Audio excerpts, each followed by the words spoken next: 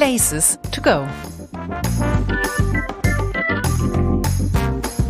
Welcome to Places to Go, the podcast from Plazy. Today we're taking you to Paris in under 10 minutes. If you already know us, you'll know that Places to Go gives you exactly what the name promises. Good travel tips that are also to go, which means quick and to the point. I'm Paul from the Plazy team, and I'd love to take a look online at plazy.travel. You can have your personalized travel guide created for selected destinations.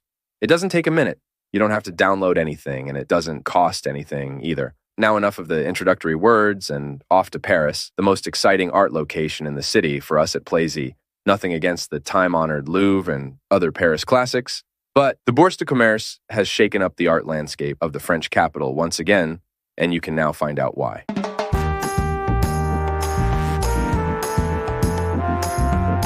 On the one hand, there's the man behind this art venue, a very special collector by the name of François Pinault, a multi-billionaire in his own right. His estimated fortune, $40.1 billion.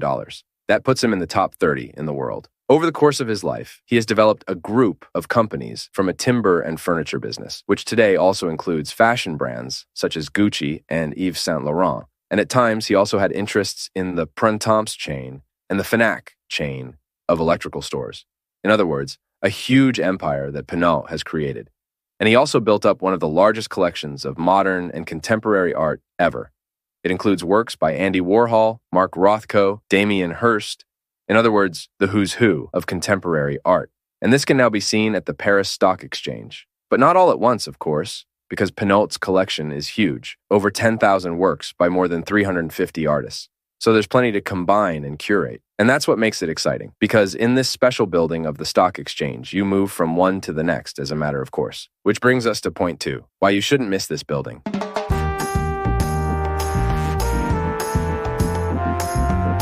This is the architecture. The Bourse de Commerce, the old stock exchange, is not just any building here in Paris, but a real landmark. An elegant white rotunda in a prime location between the Louvre and the Centre Pompidou, and at the same time, a building that has been through a lot. After all, this building has a 500-year history to offer, and one with many metamorphoses. It dates back to the palace of Catherine de' Medici, of which only one column remains. Later, when the palace was demolished, the remains were converted into a grain store, and then came the Enlightenment, and the house was virtually rediscovered.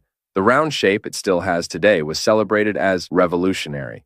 And in 1812, it was given a metal dome the size of which had never been seen before in the world. The building was really on a par with the Eiffel Tower in the 19th century, not literally in terms of height, of course, but at the 1889 World Exhibition in Paris, the city presented both buildings as its masterpieces. At that time, the building also became a commodity exchange, and remained so until 1998.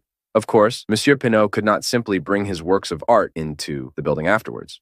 He first had to rebuild and refurbish it. The deal was, or rather is, he can use the stock exchange for 50 years, but he also financed the conversion and renovation for at least 160 million euros. He then hired one of the world's most renowned architects for the conversion, the Japanese architect Tadao Ando, who in turn duplicated what characterizes this building, this round, revolutionary shape. He has built a huge concrete cylinder into the interior of the large hall, which is almost like the matryoshkas, the dolls that you put inside each other.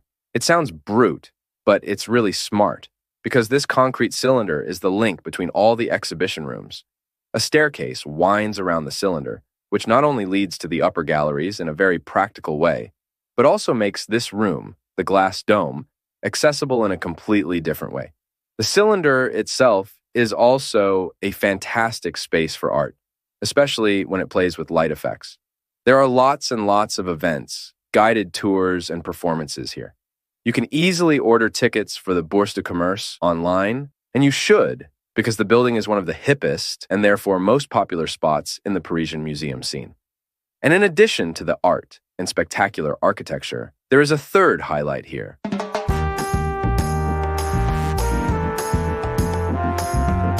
And this is about indulgence and top cuisine. You'll find a kind of permanent event right at the top, on the 3rd floor. This is the restaurant La Halle au Grain. The name is a small reference to the old days of the building as a grain warehouse. Michelin-starred chef Michel Bras and his son Sebastian are responsible for the cuisine here. And in addition to an exquisite evening menu, there's also a 3-course menu for a comparatively relaxed 57 euros at lunchtime. A real bargain for Paris in this location, and ambience to try out Bra's Michelin-starred cuisine. For free, you also get one of the most beautiful views in Paris, over the gardens of Les Halles, and you can even see the Centre Pompidou in the distance. So it's a pretty brilliant place to linger and enjoy.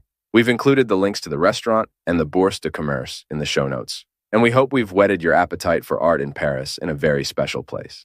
If you're looking for more tips in Paris, listen to our episode on the Marais, definitely one of the most beautiful neighborhoods in the city. If you enjoyed this episode, please leave us a few stars and write us a comment. Take a look at Plaisy.travel, where we have lots more tips up our sleeve for selected travel destinations in Germany, and can put together your very own personalized travel guide.